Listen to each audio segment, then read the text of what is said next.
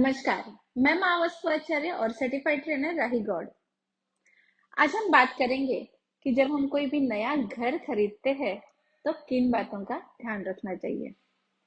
अपना खुद का घर बनाना, नया घर लेना, ये हर एक का ड्रीम होता है। किसी के लिए वो जरूरत होती है, किसी के लिए सपना होती है और किसी के लिए इन्वेस्टमेंट होती है।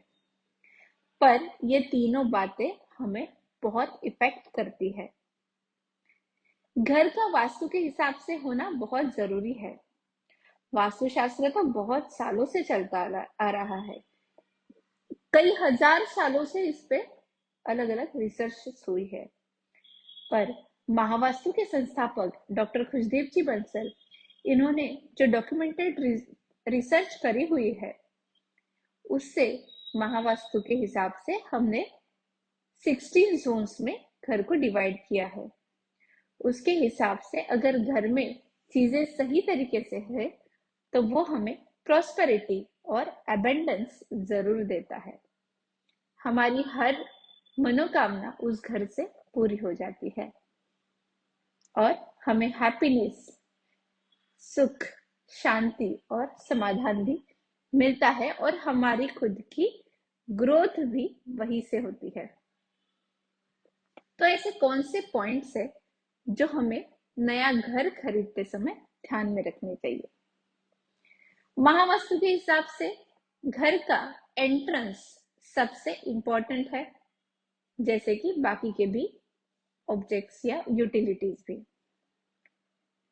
महावास्तु के हिसाब से जो 32 एंट्रेंसेस आते हैं, एक घर के 32 एंट्रेंसेस आते हैं, तो इसमें से कुछ एंट्रेंसेस पॉजिटिव है, कुछ एंट्रेंसेस निगेटिव है। उसमें से आपको देख के लेना है घर की कौन सा एंट्रेंस आपका आ रहा है और कौन सा पॉजिटिव एंट्रेंस आपको मिल रहा है। मोस्टली हर घर के जो सेंटर के एंट्रेंस होते हैं, जैसे कि साउथ है, नॉर्थ है, वेस्ट है, ईस्ट है, ये आपको पॉजिटिव रिजल्ट्स देते हैं।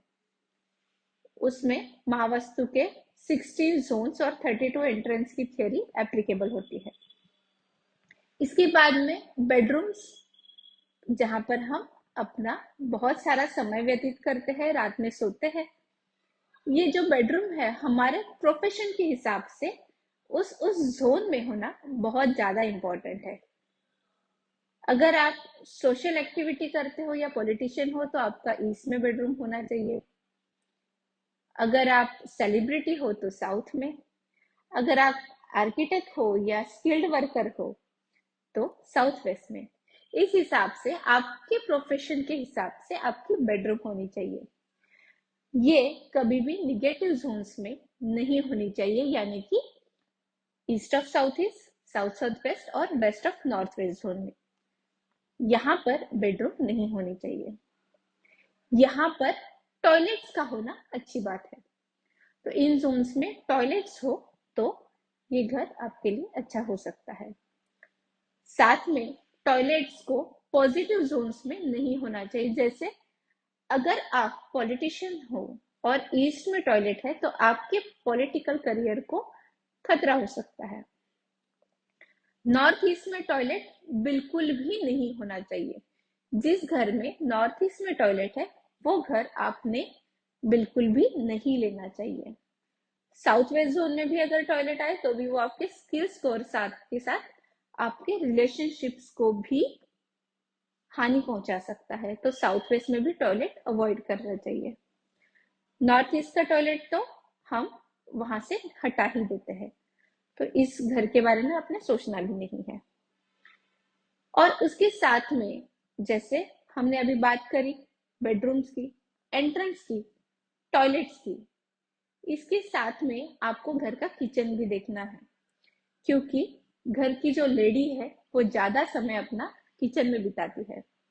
किचन का साउथ ईस्ट या साउथ साउथ ईस्ट जोन में होना अच्छी बात है, पर ईस्ट ऑफ साउथ ईस्ट में या किसी निगेटिव जोन में किचन का होना नहीं चाहिए। नॉर्थ ईस्ट में भी हम किचन को अलाउ नहीं करते हैं। तो इस हिसाब से आपको देखना है कि आपके घर में किचन, टॉयलेट, बेडरूम कहाँ आ रहा है और घर का एंट्रेंस कहाँ पर है।